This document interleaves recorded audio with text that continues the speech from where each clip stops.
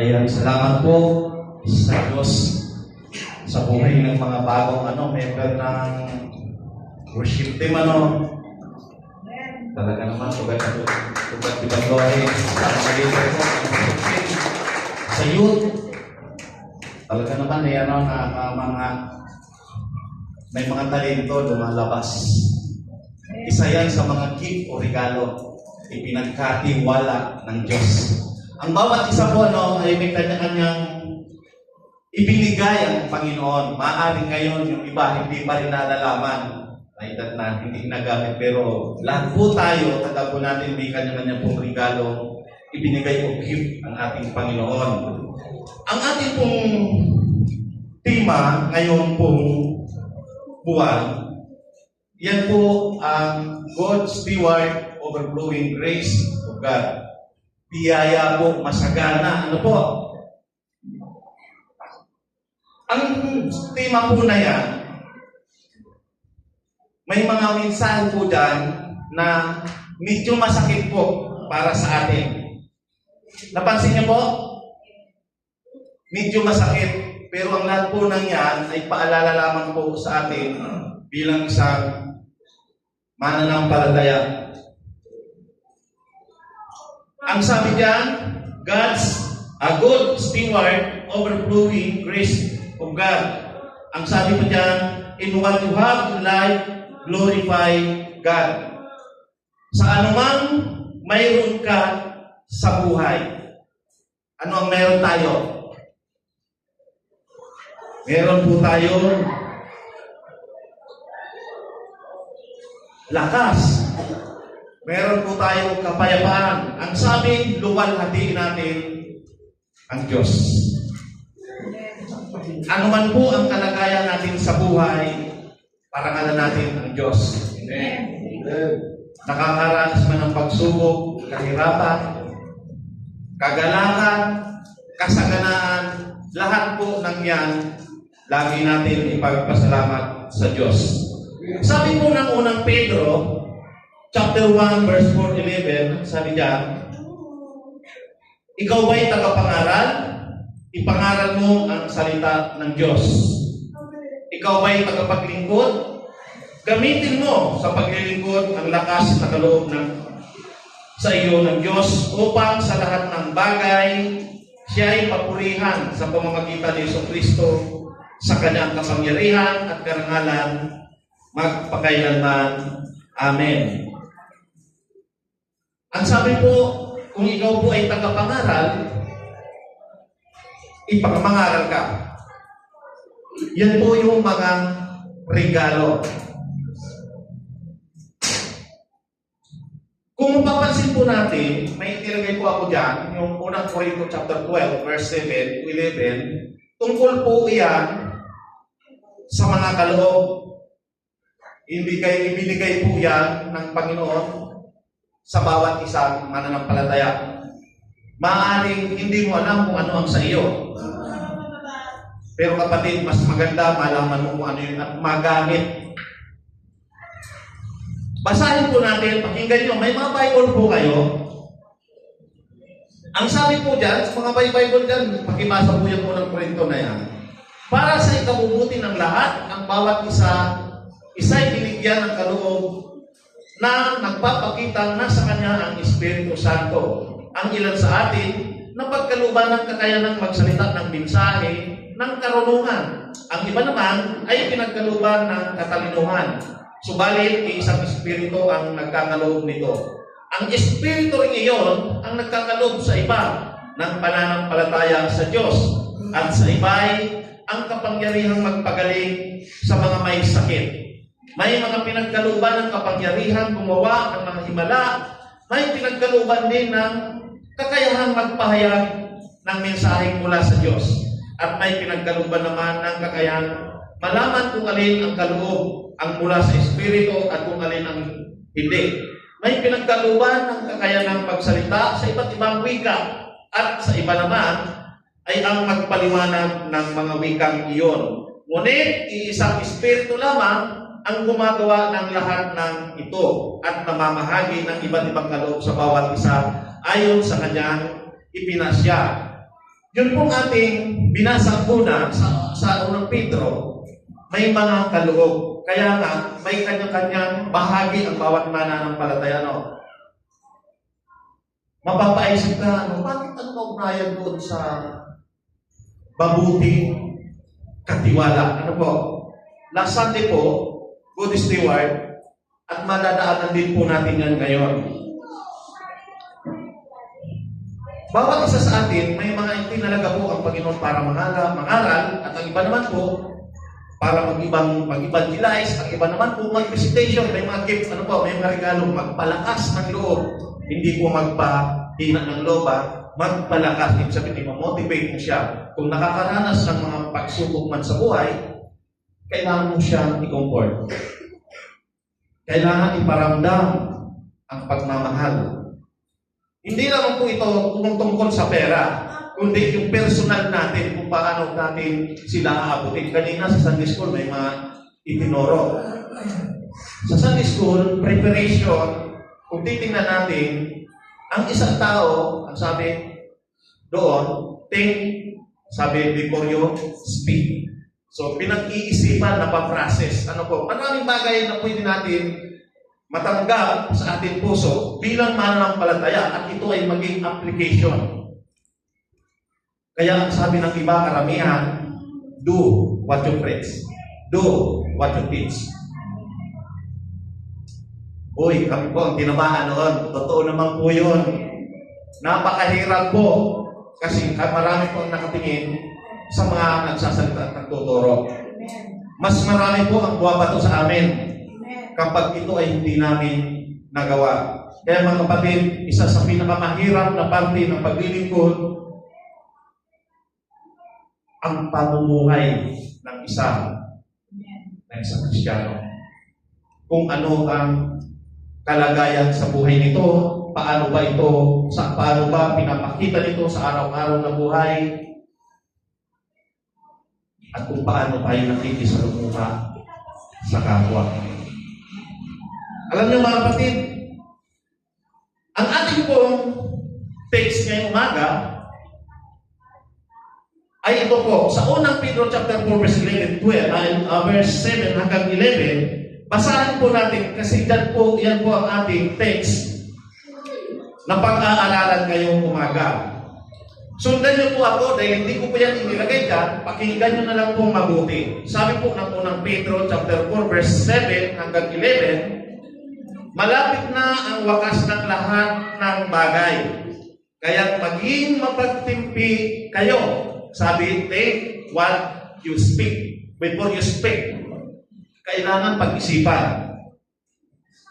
Sabi dito, mapagtimpi kayo at panatilihing malinaw ang inyong pag-iisip upang kayo'y makapanalangin.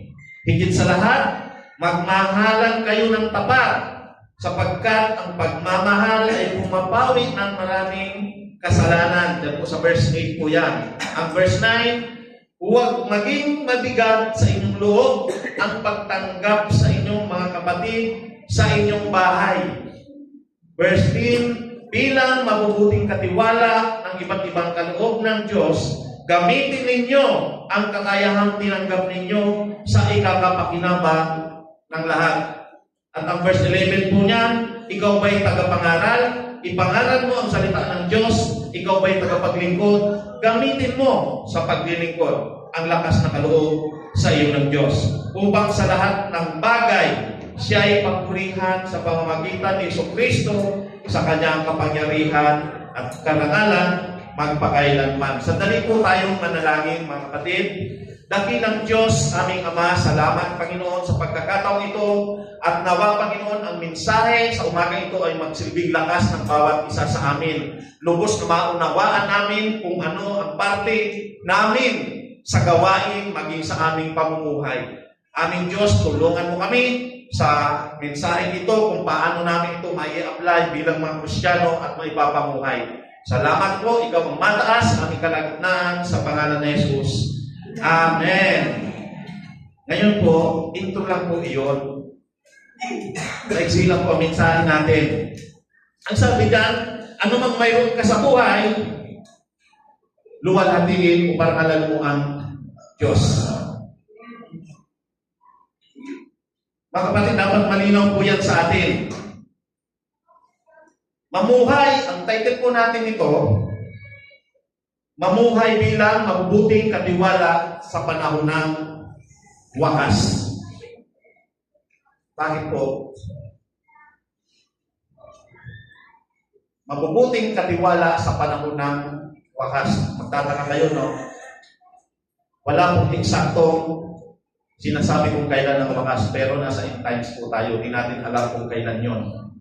Pero malinaw po sa paalala na po ni Apostol Pedro na maging mabuting katiwala tayo sa panahon ng wakas. Kanina, napansin nyo sa pagtuturo ng Sunday School, bakit ganun kaliin ang pagtuturo? Napansin nyo po, kilala nyo po kung anong karakter ni James? Si James po ay ang tapad pinansagan po sa siyang son of thunder, pabigla-bigla at mainitin ang ulo niya. Pag nagtuturo siya, talagang dapat lang ang magtuturo ng galit din lagi. Kasi pag hindi kayo nagbago, nagagalit talaga siya. Si Santiago, yun po yung karakter niya. Pero si Pedro, matigas. Kaya ang paalala ni Pedro, mamuhay tayo bilang mabubuting katiwala sa panahon ng wakas. Sinasabi ng Apostol Pedro, malapit na ang wakas ng lahat ng bagay. At hindi po yan mananakot. Ito ay paanyaya sa tamang pamumuhay natin. Sabi ko, kapag alam mong malapit na ang oras, mas magiging seryoso ka sa mga mahalaga. Kung ano ang mahalaga. Tingnan po natin, no, may mga kaibigan ko ako, may mga tao akong kakilala na kung kailan noon, nagpapaalala ako sa kanila na maging maingat sila, maging disiplinado sa kanilang pangangatawanan ko sa personal na buhay. Pero hindi ko sila ikinig. Enjoy ang buhay hanggat malakas. Pero, nung nagkasakit yung ilan, wala nang lunas, nagiging seryoso sila, saka sila lumalapit. Kahit umiyak, wala nang nangyayari. Uli na. So, ang paalala po ni Apostol Pedro dito, sabi niya, kapag alam mong malapit ng oras mo, magiging seryoso ka sa mahalaga. Ganito rin sa buhay Kristiyano natin, mga kapatid. Dahil alam natin may hangganan ang lahat. Tinatawag tayo ng Diyos na mamuhay ng may layunin, pag-ibig, at paglilingkod. Tandaan po natin, lahat po tayo, hindi lamang po ilan, lahat po tayo tinawag ng Diyos upang maglingkod. Ito po ang layunin ng pagkatawag sa bawat isa sa atin. Makikita natin ang mga kung anong pinupuwents dyan ni Apostol Pedro. Una, sabi niya, malinaw na isip at mapananangiling buhay. Ang totoo lang, mga kapatid, ito ang isa sa pinakamahirap. Yung pagiging panalanginin. Lahat po tayo, dapat ang ugali po natin, bago matulog sa gabi, inaalala na natin kung anong mga nangyari na ginawa natin sa buong maghapon at ipagpasalamat natin kay Lord. At bago tayo matulog, ipagkatiwala natin ang lahat maging sa pagtulog natin baka kinabukasan, hindi na tayo magising. Kaya lagi natin ugaliin. Hindi natin alam kung ano mangyari kinabukasan, kung magigising pa ba tayo o hindi na. Maging sa paggising natin sa umaga, ipagpasalamat natin sa Panginoon. Bakit? May layunin pa rin siya. May purpose pa rin kung bakit tayo nagising. Yung iba po, may mga kasamahan po kami sa SOG, mga kapwa natin, mga Kristiyano, mga kapatid natin kay Kristo, na may mga namaalam na malalakas pa po sila. Pero sa hindi malamang kadahilanan, minsan, kinukuha na ni Lord. Pero malinaw din naman sa atin niya, nakatakda ang kamatayan sa bawat tao. So, kung nakatakda, gawin natin mahalaga o may kabuluhan ang buhay. Amen. Bilang isang Kristiyano. Hindi na tayo yung pa-easy sila. Ang sabi kanina ng devotion, bawal ang tamad. Totoo naman po yun. May mga tapat na espiritu. Nakakaranas tayo noon, nakakaramdam tayo noon. Pero pinaglalabanan natin mga bagay na gano'n. Kasi ang totoo, yung mga sobrang pagod naman, kailangan din naman nila magpahinga. Balansi po yan. Pero kung puro na lang pahinga at walang ginagawa, nakakapagod naman talaga. Ano nakakapagod? Kung walang ginagawa, no? Mas nakakapagod po yun. Kaya dyan, sabi dyan ni Apostol Pedro, maging malinaw ang isip at mapanalinginin. Maging mapagtimpi kayo at panantilihing malinaw ang inyong pag-iisip upang kayo'y makapanalangin. Ayun po yan sa verse 7, ano po? Ang unang Pedro. Ang panalangin ay nangangailangan ng disiplinarong isip. Kapag marami pong iniisip ang isang tao, hindi siya makakapag-focus para mag-pray kay Lord. Kaya dapat mga kapatid, ang isa sa ugali natin, kaligtaan natin lahat ng bagay na nangyari at ito ay ibigay natin kay Lord. Kung tayo nakagawa ng hindi mabuti, Lord, sa'yo na to, tulungan mo ko dito. Hindi ko to kaya. Kung meron naman mga bagay na naka-offend sa iya sa atin, patawarin pa rin. Amen. Pero mga kapatid, may paalala po ang Panginoon sa bawat ginagawa natin. Ang Biblia ay kumpleto po sa paalala. Hindi dahil galit sa atin. Kundi ang paalala, masakit man, kailangan natin tanggapin. Wag, sabi ng Bible, wag tayong pagmumulan. At kung meron ng pinagmulan, yung mga nasaktan, magpatawad. Kumpleto po siya. Bakit? Magkakapatid po tayo kay Kristo. Bilang magkakapatid, hindi po talaga dapat nag-aaway na. Hindi dapat nagkakawatak-watak. Dapat bigkis. Dapat nagkakasundo. Pinag-uusapan. Kaya kasi, lagi nyo kasi sabi dyan yung may mga galit at samahan ng loob. Naranasan na tuloy dyan yung pagtitimpi. Pero paalala po yan ni Pedro, ni Apostol Pedro. Kasi alam nila na nangyayari po yan. Maging sa iglesia, mga sinaunang iglesia ay nangyayari po yan. Kaya yan isinulat para maging reminder. Kasi tayong mga Pilipino, Pilipino ba? Iba, hindi. Tayong mga Pilipino, makakalimutin. Lalo na pag may utang.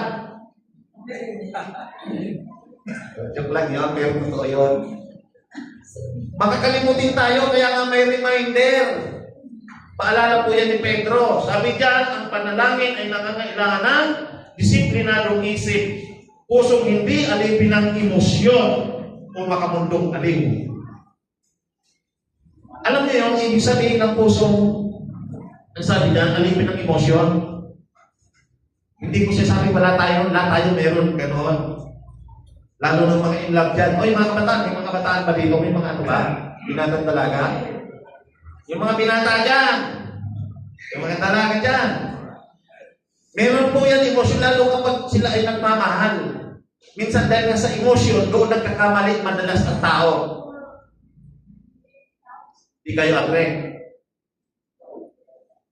Kailangan hindi alipin.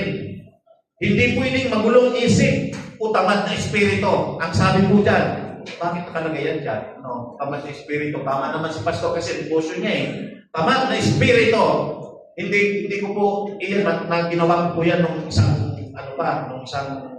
araw may hindi ko siya kanina lang nabasa ko. Bawal yung tamad. Meron doon tamad. Bakit tayo? Nagkakataon po, minsan, ang kaisipan ng espiritu ng tao ay nagkakaisa po yan ng layunin. Iyon naman po ang nais ng Diyos. Kung ano ang nais na mensahe, kailangan bawal ang tamad na espiritu. Kasi sa Bible, malinaw, sabi ni Apostol Pablo, yung mga tamad, huwag pakainin. Payag kayo nun? Siyempre hindi, no? Wala namang tamad sa KOTX. Yan, no? Sa KOTX ay walang tamad. Glory to God. Alam niyo mga kapatid, mas nakakatuwa, no? Kapag ang isang iglesia ay nagkakasundo sa lahat ng bagay, higit lalong Panginoon, pero huwag tayong magpakampante roon. Hindi natutuwa si Satan noon. Maging maingat. Kaya po dyan sa aklat ni Pedro, may mga paalala po siya dyan. May mga reminder. Ang sabi pa po dito, kapag malinaw ang isip, nagiging malinaw din ang ating pakikipag-usap sa Diyos. Dapat malinaw ang ating, kung ano ang goal natin, kung ano ang hilingay natin kay Lord, dapat malinaw sa Kanya. Hindi pwede yun bago-bago. Dapat kung anong hinihingi natin, malinaw sa Kanya. Ang taong handa sa wakas ay tao palaging handang manalangin. Nagagawa ba natin to, mga kapatid? Ang totoo, o sa mga prayer warrior, ano po, sila, ang prayer warrior, ang kanilang buhay ay nakalaan sa pananalangin. Hindi pwedeng makaligtaan nila dahil buhay po nila yan. Yung mga intercessory prayer, ganun din po. Lalo na po yung mga pastor. Pero ito ay paalala rin mga kapatid, hindi lamang kami, kundi lahat po tayo, dapat ugaliin natin ang pananalangin. Kasi kung paano yung mga paalala ni Kristo, na kapag dumating ang wakas, kung ang higsigin kami niya, yung pagdating niya ay hindi tayo ready doon, ano ang mangyayari? Maiwan tayo. Ang nais ng Diyos ay walang maiwan. Sa KOTC, walang maiiwan. Yes! Dapat ready tayo. Kailangan natin yun. At ang ikalawa po dyan, tapat na pagmamahal sa isa't isa. Sa verse 8. Ang sabi po ng verse 8, higit sa lahat, magmahalan kayo ng tapat sapagkat ang pagmamahal ay pumapawi ng maraming kasalanan. Napakaganda na mga kapatid. Nakagawa ka ng kasalanan pero dahil sa pagmamahal mo, nawawala yun. Hindi ibig sabihin noon, napapaliwala yung nagawang kasalanan, kundi yung pagmamahal na yan ay nagpapatawad tayo. Pag may nagkasala sa atin, nagagawa natin silang patawarin. Kaya ba yun? Bakit parang ayaw nyo? Yung iba, alam nyo, pinakamahirap po ang pagpapatawad. Totoo po yun. Sa akin pong karanasan, sa lahat ng mga naging kaibigan ko, mga kaibigan, mga kapatid, sa lahat na, ang obserbasyon ko dyan, ang pagpapatawad po ay mahirap. Pero, pag walang bumatong, sa pagtagal ng panahon, sa haba ng panahon, naghihilong po yan. Huwag lang kuskusin ng asin. Sige, yung sukat kapag kinuskus ng asin, anong mangyari? Anong mararamdaman? Mahapde. O magagalit ka ulit, huwag mo nang kuskusin ng asin. Kasi pag naghilong na yan, papalitan niya ng love. Love. Di ba? Tingnan nyo, sabi ng Biblia, ang pagmamahal ay pumapawi ng maraming kasalanan. Kawikaan chapter 10 verse 12, sari-saring kaguluhan ang bunga ng kapuutan, ngunit ang pag-ibig ay pumapawi sa lahat ng kasalanan. Bakit pumapawi? Kasi mas pinipili po natin ang magpatawad kaysa paghihigante o yung pagganti sa kanila. Mas pinipili natin unawain. Mas pinipili natin na abutin.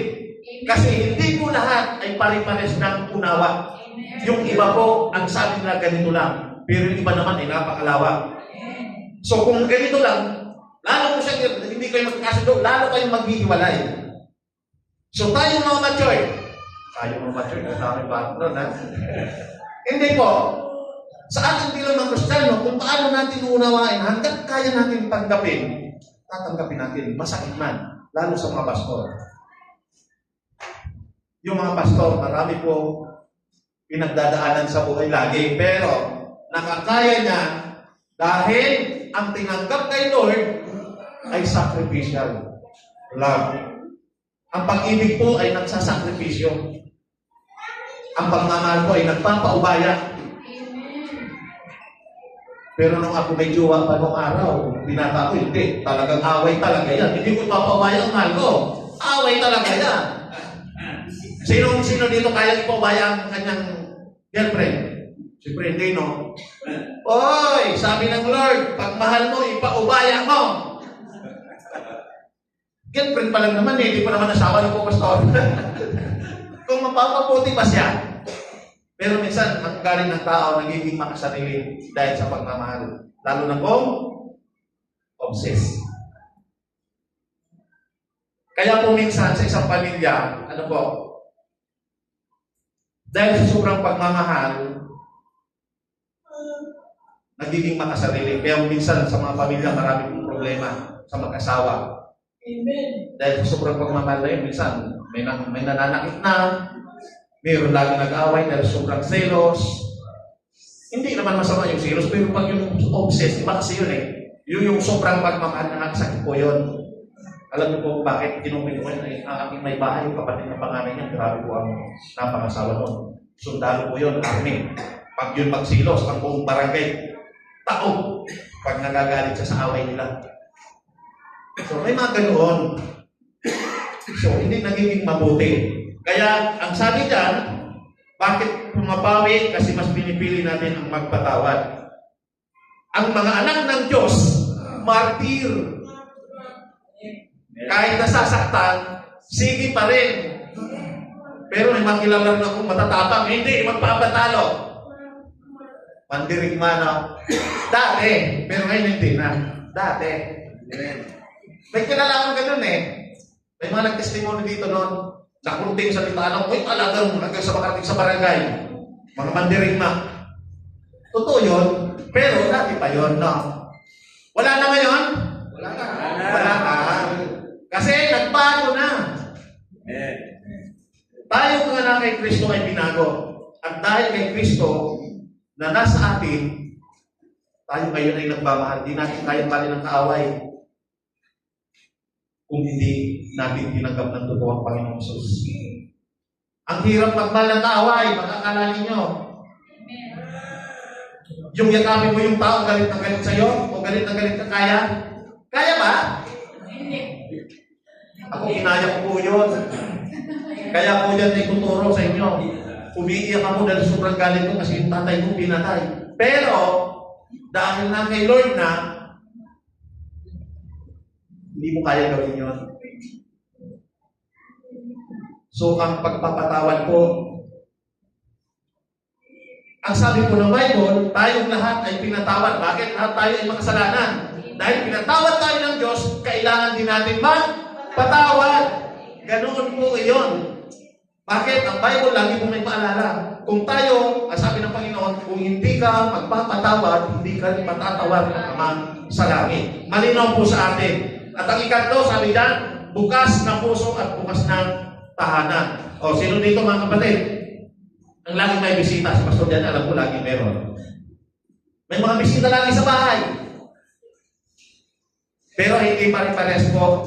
Kasi may mga bahay na walang kakayanan na magtanggap ng bisita. Minsan may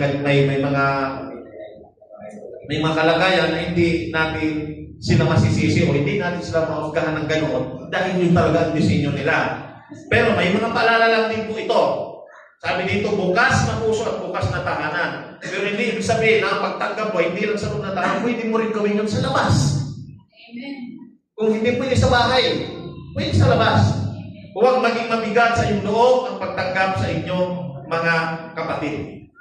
Ito po ay tinuro dito mula sa akin kay Apostol Pedro. Sabi niya sa verse 9, ang Kristyanismo ay hindi lang sa pulpito simbahan. Dito mga kapatid, ito ay sa pagkainan, sa tahanan, sa pang-araw-araw nating buhay. Alam niyo mga kapatid, hindi ito tungkol na sa tahanan niyo, kami natin pupunta sa inyo. Hindi, pamilya po ang tinutukoy dito. Pamilya. Ngayon, kung kasama kami, salamat. Pero hindi kaya na po sa dami natin ay sa bahay pupuntahan. Isa po mabigat na responsibility po yan. Ng isang tahanan, lalo na kung isang bahay ay wala namang kakayanan. So maunawa natin. Pero ang paalala ni Pedro, tinutukoy po niya dyan na maging bukas tayo kung kinakailangan. Naintindihan? Yes. Kung kinakailangan, maging bukas tayo. Saan? Sa pagtanggap, sa pagtulong, kung nakikita natin na hirapan ang mga kapatid. Ang sabi pa dyan, may mga tao na handang maglingkod sa iglesia, pero pag mabigat, tumulong sa kapatid, sa kapamilya. Meron bang ganon? Ayaw niya, no? Pero sa QTC, wala noon. Wala nun si QTC, nawa. Kasi, totoo po ito.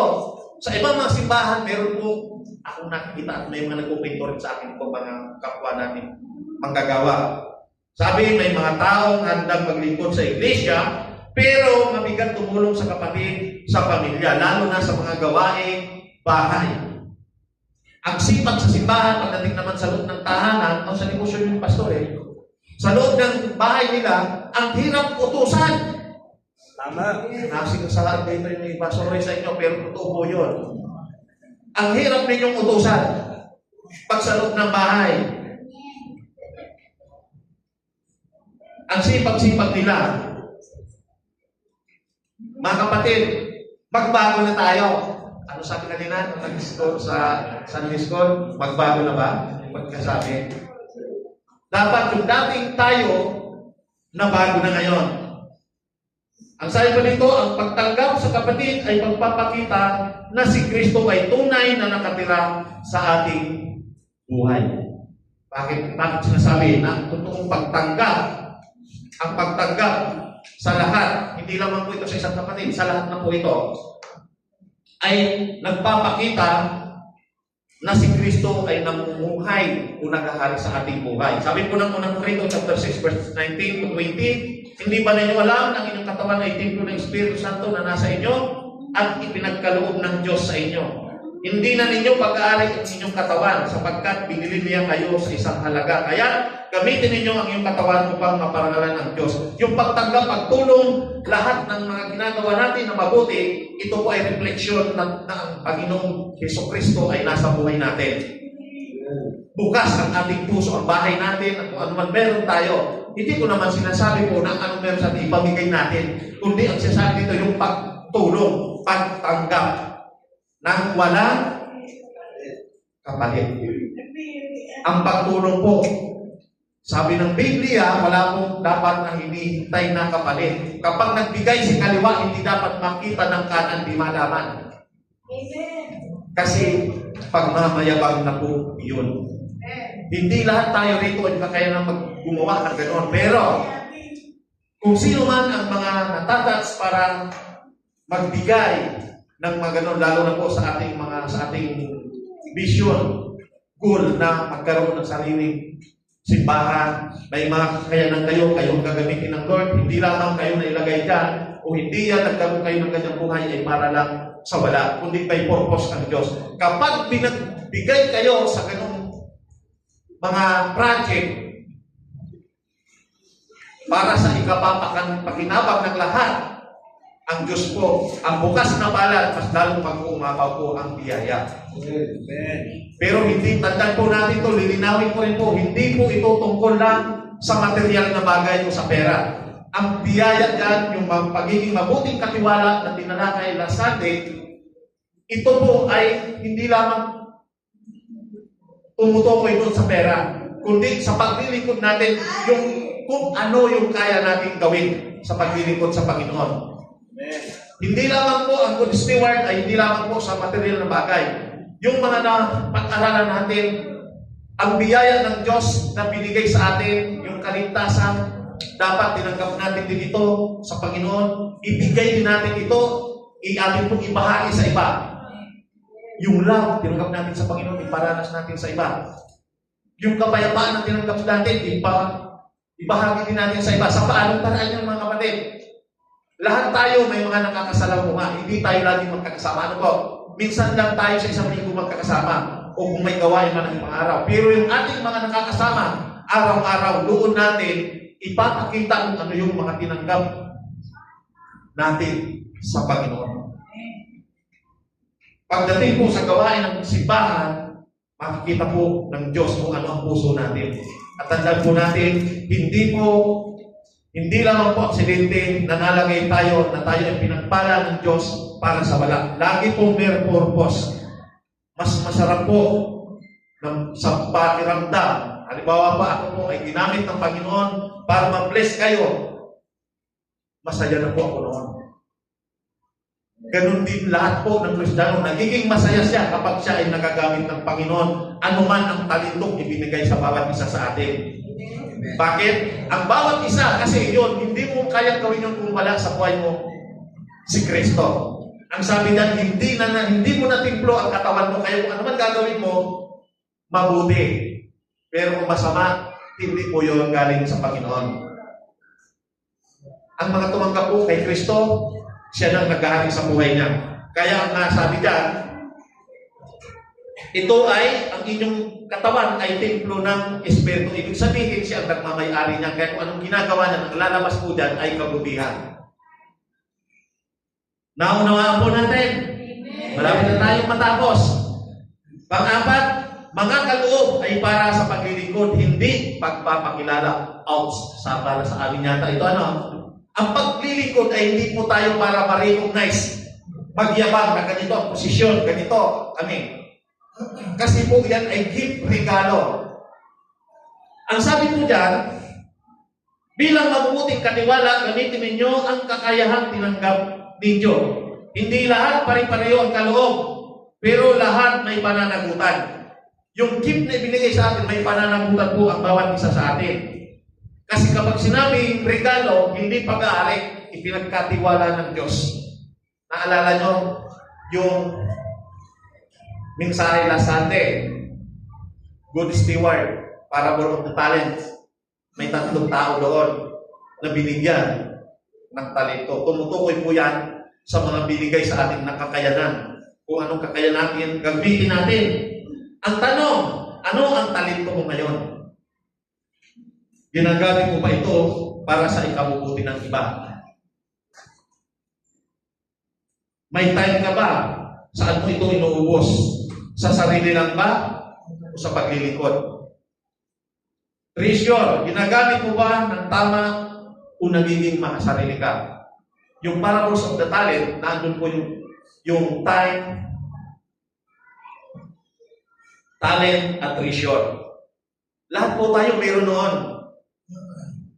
Sa treasure siguro maaaring hindi sapat. Pero sa talent po, at saka sa time, lahat po tayo niyan ay meron. Marami pong gawain ng church, kung saan po kayong maluwag, at kung saan po kayo pwedeng, kayo po ang magdi-design noon.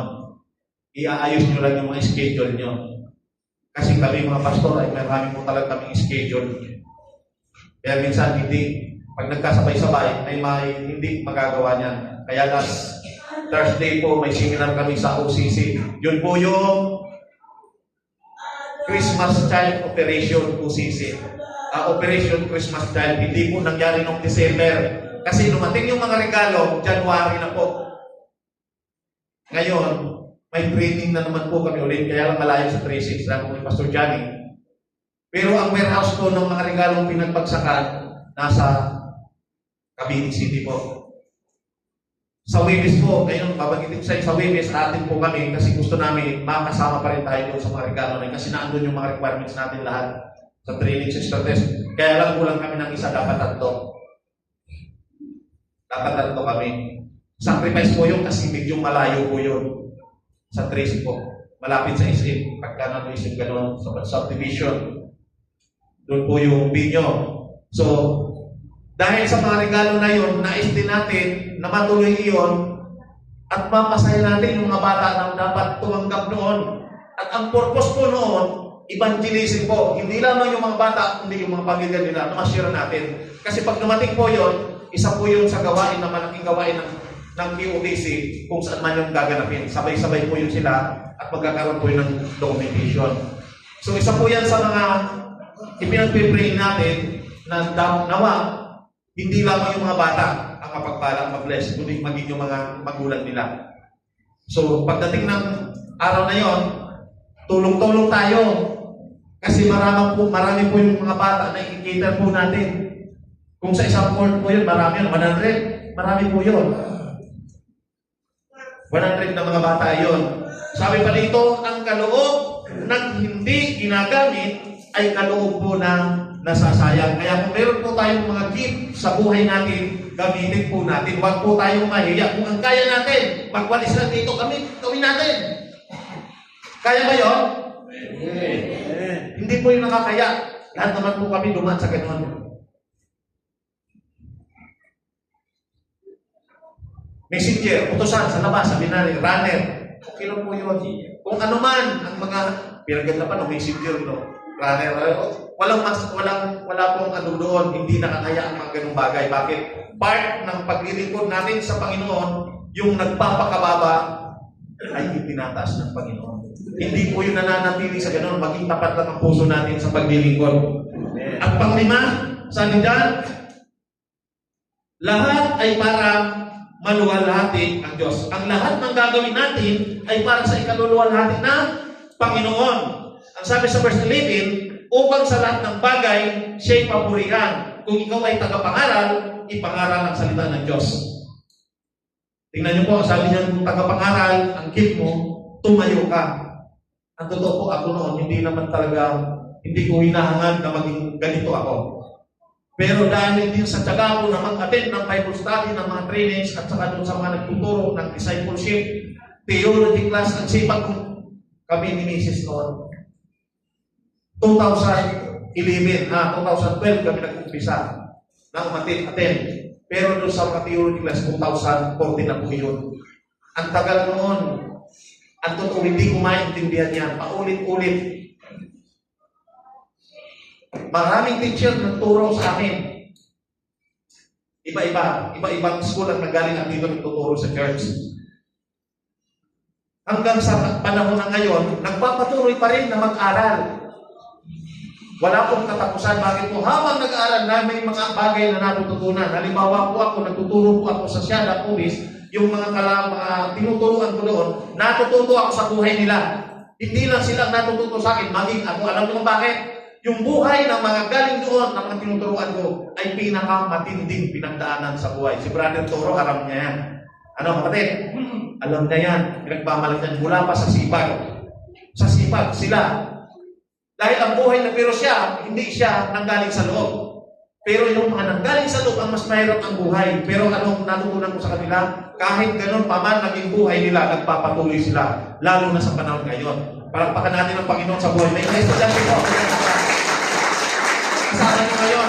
Kung ano man nakikita nyo sila ngayon, pero ang mga pinagdaanan ng mga yan ay mas grabe. Kung tayo man may mga pinagdaanan sa buhay ng at-trial pagsubok, mas grabe po sila sa loob. Pero ngayon, titingnan nyo sila, praise God, kasi kasama natin sila. We pray na balang araw, makakapulong sila, makakasama natin sa paglilingkod. Ang sabi pa dito, kung tagapangaral, mangaral ka, ibahagi mo. Kung ikaw ay maglilingkod, kaya nabanggit kanina, kung ano man ang kaya natin gawin sa isang simbahan, kaya natin gawin yun. Hindi lang sa loob, sa labas. Community service. Pagkakawang gawa kung ano ang kaya natin gawin. Bilang pagtanggap kung ano nasa puso natin, ano po. Ang tunay na paglilingkod, ang sabi dito, ang tunay na paglilingkod ay hindi nagtataas ng pangalan ng tao, kundi ng pangalan ni Kristo. Sa paglilingkod natin, hindi natin kayang gawin yon kung wala si Kristo. Kaya naman, bawat gawin natin, sa bawat ginagawa, napaparangalan ng Diyos. Mga kapatid, ang buhay ng bawat isa sa atin may layunin sa mundong ito. Maging sa ating mga kinasasakupan ng komunidad. May kanya-kanya nga lang tayong pagkatawag. Hindi pari-pareho. Pero, iisa po ang layunin. Ang maglingkod sa Panginoon. At ang conclusion po natin, ang sabi dyan, sinabi ni Apostol Pedro na ang wakas ng lahat ng bagay ay malapit na. Ibig sabihin, hindi tayo dapat maging kampante. Hindi tayo dapat magpabaya. Umasiyahan na lamang sa kung ano meron tayo. Hindi tayo dapat maging kampante o pabaya sa ating buhay espiritual. Ang sabi dyan, habang hinihintay natin ang pagbabalik ng Panginoon, manatili tayong mapanalanginin. Paalala po ito, manatili tayong mapanalanginin at may malinaw na pag-iisip. Malinaw, hindi po malabo. Dapat malinaw ang ating isip. Huwag na tayong gumawa ng sari-saring bagay na ikakapahamak natin. Sabi dito, magmahalan tayo ng taimtim, handang magpatawad. Paalala ito mga kapatid, no? Maglingkod tayo ng may kagalakan, hindi nagreklamo. Gamitin natin ang ating makaloob para sa ikaluluwalhati ng Diyos. Mga kapatid, ang buhay natin ay hindi para sa sarili lamang natin. Narinig niyo po ako. Ang buhay natin ay hindi lamang para sa atin. Gamitin natin ito para rin sa iba at sa Panginoon. Maging makabuluhan ang lahat ng bagay dapat sa ating buhay. Yes, nagkakamali tayo, pero may Diyos tayo para maituloy. Napakasarap mamuhay, mga kapatid, bilang mga anak ng Diyos at naglilingkod sa Kanya. Ang bawat, sabi dito, hindi para sa sarili lamang. Ang bawat salita, bawat gawa, bawat paglilingkod ay dapat magbigay kalwalatian sa Diyos sa pamamagitan ni Kristo. Amen. Yung bawat ginagawa natin, ano man ang gagawin natin, dapat napaparangalan natin ang Diyos. Dapat napapasaya natin ang Diyos. Amen. At sabi pa, hindi tayo tinawag para lang maghintay sa wakas. Tinawag tayo para mamuhay ng tapat hanggang wakas. Diyan po tayo magtakas. Nawa sa umagang ito, mga kapatid, at paalala ng Panginoon sa bawat isa sa atin kung paano ipinakita ni Apostol Pedro ang mga paalala ito sa atin na nawa tayo man ay makasunod sa nais ng Panginoon. Sige po, tamayo po tayo lahat.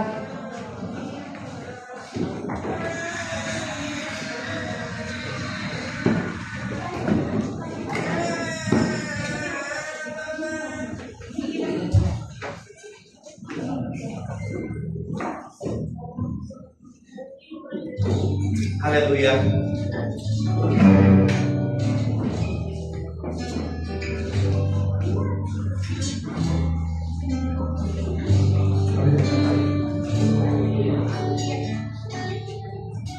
Sejak kay bukid ang ating Panginoon, Hallelujah. kata tapat sa habang panahon, maging sa kabila ng ating pagkukulang, ligaya na'y patuloy.